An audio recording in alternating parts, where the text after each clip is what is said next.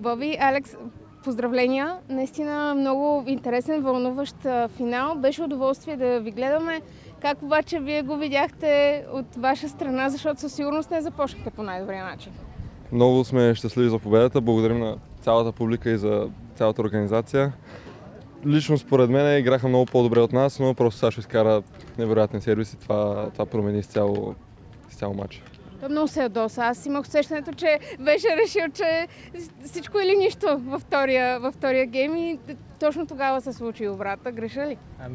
Емоционален състезател съм и имам темперамент и си го показвам, нали, така по този начин се освобождавам и психически.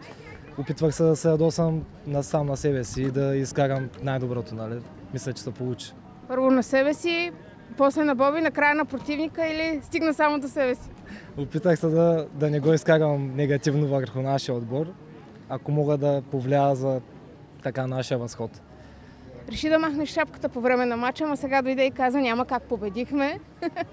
Каква беше причината? Те, че ми стана много топло, спари ми се главата, но шапката се опитах да сложа горе и тя ми носеше късмето там, така че всичко е точно. Добре, момчета, 2 седмици до следващия кръг.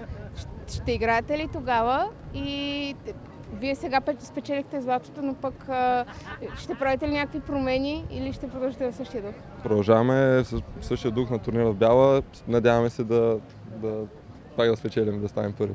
Вече сме записани и очакваме още по-тежки интересни битки.